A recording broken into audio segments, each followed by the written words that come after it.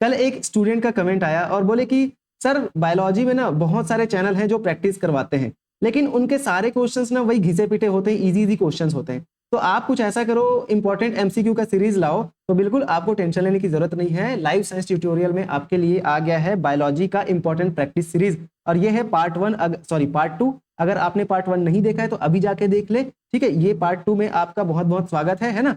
और ये जो प्रैक्टिस सीरीज है आपके आने वाले सभी बायोलॉजी एग्जाम में इंपॉर्टेंट है, लेकिन हमारा टारगेट अभी प्रयोगशाला तकनीशियन जो आपका 29 सितंबर को होने वाला है उसमें है, ठीक है। तो चलो, अगर आप उसकी तैयारी कर रहे हैं तो बिल्कुल ये सीरीज आपके लिए इंपॉर्टेंट होने वाला है।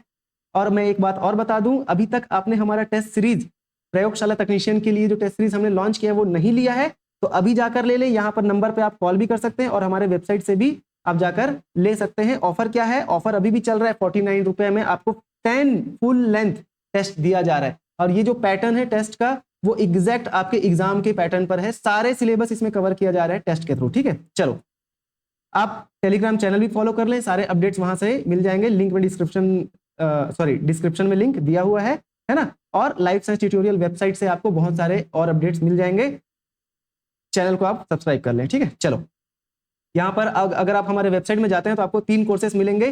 प्रयोगशाला तकनीशियन HALT के लिए टेस्ट सीरीज है। दूसरा, अगर आप पीजीटी बायोलॉजी की तैयारी कर रहे हैं, लेक्चरर बायोलॉजी की तैयारी कर रहे हैं, तो यहाँ पर भी आपके लिए क्या अवेलेबल है? कोर्स अवेलेबल है, पेड कोर्स अवेलेबल है, ठीक है। बहुत ही नॉमिनल प्राइस में आप वेबसाइट में चेक कर सकते हैं। सीजी सेट के लिए भी यहाँ पर कोर्स अवेलेबल है, तो वहां जाके आप देख सकते हैं, ठीक है। चलो, और वहां से इनरोल हो सकते हैं। स्टार्ट करते हैं आज का हमारा पहला क्वेश्चन। काफी इंपॉर्टेंट क्वेश्चन है, बहुत सारे PYQs क्वेश्चन है जो किसी न किसी एग्जाम में आए हुए हैं, ठीक है। तो चलो, the process of forming a double stranded RNA from single stranded RNA is known as, है ना। तो यहां पर बोला जा रहा है कि एकल प्रकार RNA, सिंगल स्ट्रैंडेड RNA से डबल स्ट्रैंडेड RNA बनाने की प्रक्रिया को क्या कहा जाता है? तो इसे कहा जाता है, क्या बोला जाता है? इसे RNA इंटरफेरेंस कहा जाता है, ठीक है। यहां पर तीनों का मतलब जान लेते हैं। ये जो एक सेकंड ना, ये ऐसा क्यों हो रहा है? हाँ, यहां पर ये जो ट्रांसक्रिप्शन है, ट्रांसक्रिप्शन का मतलब क्या होता है? DNA टू RNA बनना, ठीक है। DNA से जब RNA बनता है तो इस प्रोसेस को क्या बोलते हैं? ट्रांसक्रिप्शन बोलते हैं, ठीक है। रेप्लिकेशन का मतलब क्या होता है? DNA टू DNA बनना, ठीक है। जब DNA से DNA बनता है इसको क्या बोलते हैं? रेप्लिकेशन बोलते हैं। और ट्रांसलेशन का मतलब क्या होता है? तो ट्रांसलेशन का मतलब हो जाता है क्या? RNA से प्रोटीन का बनना, ठीक है। ये प्रोसेस आप याद रखना। लेकिन RNA इंटरफेरेंस का मतलब क्या हो जाता है? डबल स्ट्रैंडेड RNA से, सॉरी, सिंगल स्ट्रैंडेड RNA से डबल स्ट्रैंडेड RNA का बनना, ये RNA इंटरफेरेंस होता है। क्वेश्चन नंबर 2 की बात करेंगे। The context of Mendelian genetics, the principle of independent assortment states that, ठीक है। जो मेंडेलियन आनुवंशिकी है उसके संदर्भ में स्वतंत्र संयोजन का सिद्धांत कहता है, क्या बोलता है? जो इंडिपेंडेंट असॉर्टमेंट का जो रूल है, प्रिंसिपल है, वो क्या बोलता है, ठीक है। तो एलील, पहला ऑप्शन क्या बोल रहा है? Allele of different gene segregates independently of one another, विभिन्न जीवों के एलील एक दूसरे से स्वतंत्र रूप से अलग होते हैं। बिल्कुल होते हैं, यही तो आंसर है इसका, है ना। जो एलील्स हैं वो, एक जीन का 2 एलील होता है, वो दोनों एलील अलग अलग सेपरेट होते हैं, ठीक है। मान लो टॉल एक जीन है, टॉलनेस, इसके लिए 2 एलील है, तो ये आगे जब गैमेट बनाएंगे तो कैसे होंगे?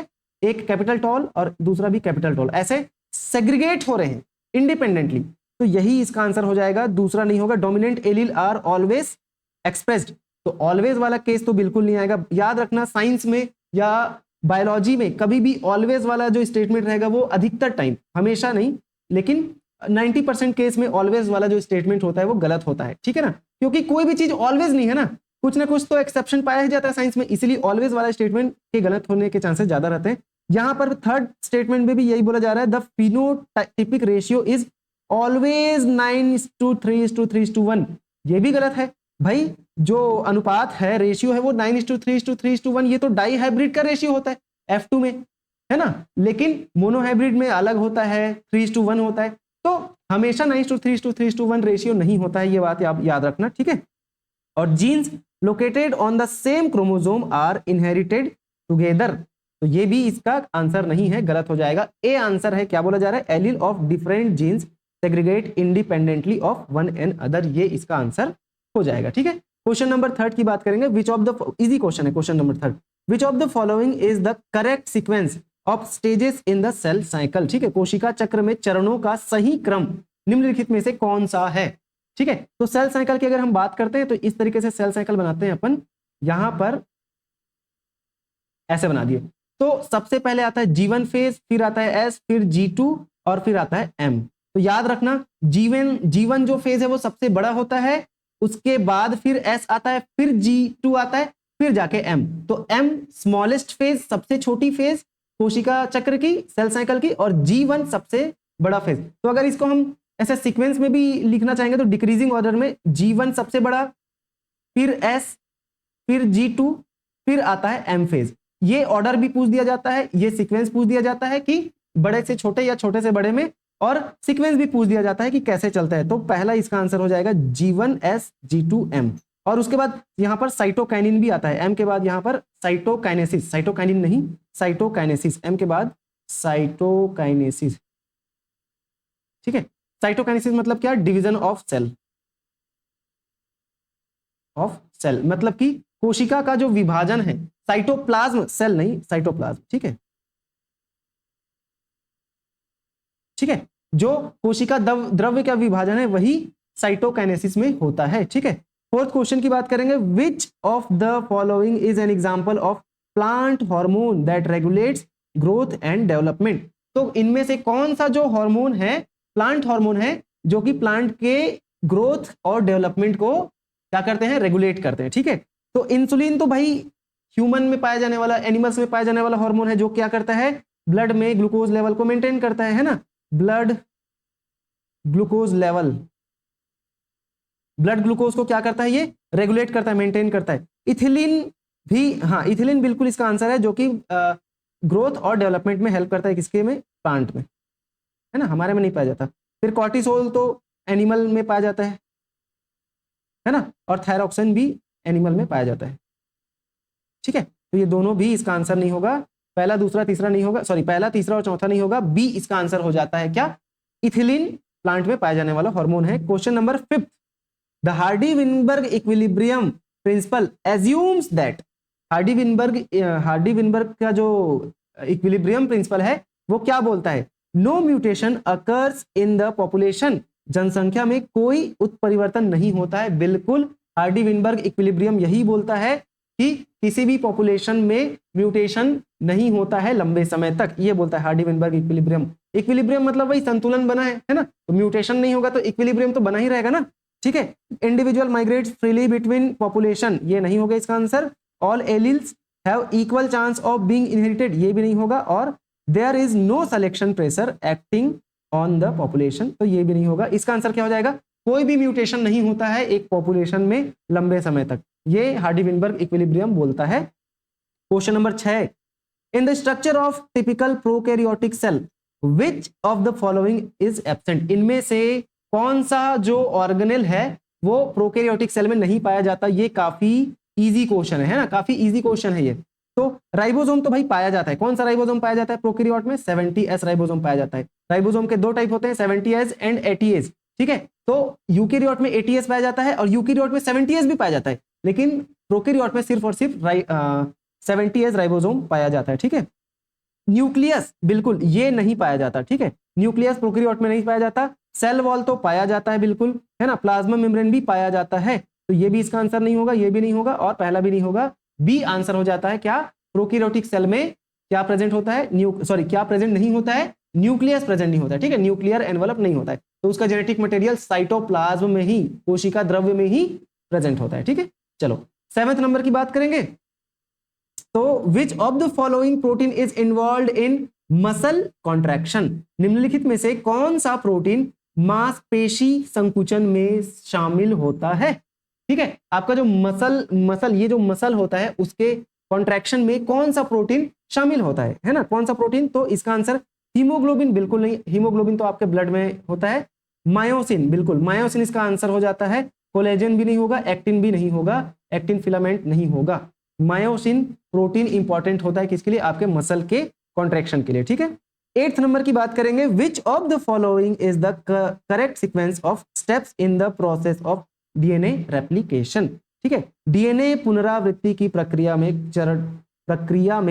चरणों का सही क्रम निम्नलिखित में से कौन सा है ना। जब डीएनए रेप्लिकेशन होता है, डीएनए रेप्लिकेशन मतलब क्या, डीएनए से डीएनए का ही बनना, डीएनए से डीएनए का ही बनना क्या कहलाता है, रेप्लिकेशन कहलाता है ना।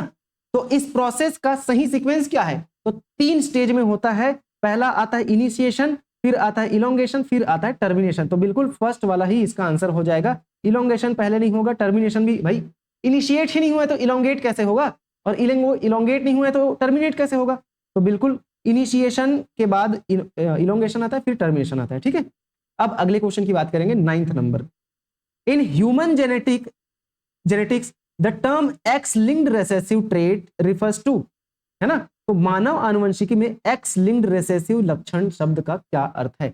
एक्स लिंक्ड रेसेसिव ट्रेट का मतलब क्या होता है, तो रेसेसिव ट्रेट ऐसे ट्रेट होते हैं जो हमेशा जब होमोजाइगस कंडीशन में होंगे तभी शो होंगे, और ये रेसेसिव ट्रेट डोमिनेंट के द्वारा हमेशा दबाया जाता है इसके कैरेक्टर को। लेकिन रेसेसिव जब भी मान लो टॉलनेस, सॉरी हाँ, एक कैपिटल टी टॉलनेस के लिए शो कर रहा है, और स्मॉल टी ड्वार्फनेस के लिए, शॉर्टनेस के लिए, या बौनेपन के लिए, तो जब भी ये जो स्मॉल टी ये साथ में रहेंगे तभी रेसेसिव ट्रेट या इसका जो बौनापन वाला जो कैरेक्टर है वो शो होगा। ठीक है, लेकिन कैपिटल टी वाला अकेला भी रहेगा स्मॉल टी के साथ, तब भी कैपिटल टी वाले का ही कैरेक्टर शो होता है, डोमिनेंट है क्योंकि कैपिटल टी वाला है ना, टॉलनेस, है ना। चलो, तो इसका आंसर क्या हो जाता है, यहां पर पूछा क्या गया है, एक्स लिंक्ड रेसेसिव ट्रेट का मतलब क्या होता है, तो अ trait that is expressed only in female, only, बिल्कुल हाँ। एक बात और याद रखना, साइंस में जहां पर ओनली की बात की जाती है, ऐसे वाले सेंटेंस भी गलत होने के चांसेस ज्यादा होते हैं, लेकिन हर केस में नहीं, 90% केस में ये होता है। ठीक है, ऑल हो गया, है ना, ओनली हो गया, और ऑलवेज हो गया, मस्ट हो गया, ये सारे जो वर्ड्स होते हैं ना जिस सेंटेंस में रहेंगे वो सेंटेंस के गलत होने के चांसेस ज्यादा रहते हैं, लेकिन हर केस में नहीं, 90% चांस में ही होता है। तो यहाँ पर ओनली बिल्कुल ये गलत है। ठीक है, अ trait that is inherited on the x chromosome and expressed in male and female. ठीक है, बिल्कुल एक्स क्रोमोसोम से लिंक्ड रहता है ट्रेट, उसी को ही एक्स लिंक्ड बोलते हैं, और मेल और फीमेल दोनों में एक्सप्रेस होता है, तो यही इसका आंसर हो जाएगा। अ ट्रेट दैट इज एक्सप्रेस्ड, फिर ओनली आ गया, इन मेल, तो ये भी गलत हो जाएगा। ठीक है, पहला भी गलत है, और अ trait that is dominant and inherited on the x chromosome, तो भाई ट्रेट डोमिनेंट नहीं होता है, यहाँ पर रेसेसिव की बात की गई है। ठीक है, तो ये भी गलत हो जाएगा। आंसर क्या हो जाता है इसका, बी हो जाएगा इसका आंसर। लास्ट क्वेश्चन की बात करेंगे, which of the following best describes the role of ATP in cellular respiration, sorry cellular process. निम्नलिखित में से कौन एटीपी की कोशिकीय प्रक्रियाओं में भूमिका को सबसे अच्छे तरीके से वर्णित करता है।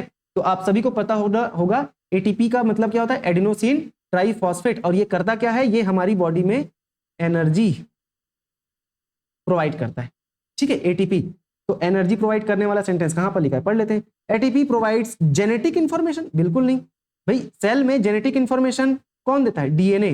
ठीक है, कौन देता है, डीएनए से हम लोग को सेल के अंदर जो जेनेटिक्स इंफॉर्मेशन है उसका पता चलता है। ठीक है, तो फर्स्ट नहीं होगा। ATP act as coenzyme in various biochemical reactions.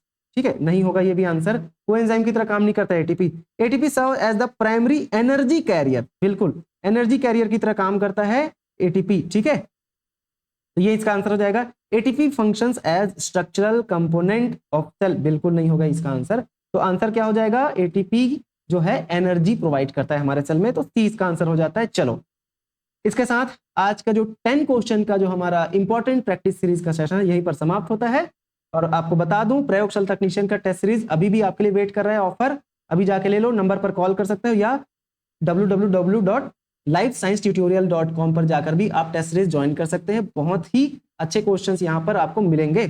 ठीक है, और एक बात और बता दूं आपको, और बहुत सारा प्रैक्टिस चाहिए बायो से रिलेटेड, चाहे किसी भी एग्जाम का हो, है ना, जहां पर बायो के क्वेश्चंस आते हैं, तो बहुत सारे प्रैक्टिस और भी चाहिए। तो आप बायो मास्टर लोकी चैनल को क्या कर सकते हैं, सब्सक्राइब कर सकते हैं। यूट्यूब में जाकर सर्च करें बायो मास्टर लोकी, पूरा वीडियो वहां से मिल जाएगा। आप इस चैनल को भी जाकर सब्सक्राइब कर सकते हैं, बहुत सारे वहां पर भी मैं ही पढ़ाता हूं, तो बहुत सारे क्वेश्चंस आपको वहां पर मिलने वाले हैं। ठीक है, चलो, तो वीडियो में लास्ट तक बने रहने के लिए बहुत बहुत धन्यवाद। और अगर आपको वीडियो पसंद आया है तो अभी चैनल को सब्सक्राइब भी कर लो, वीडियो को लाइक कर दो, ठीक है, और अपने दोस्तों से भी शेयर कर दो। आने वाले दिनों में बहुत सारी अच्छी अच्छी चीजें आपको मिलने वाली है। तो ठीक है, बहुत बहुत धन्यवाद। चलो।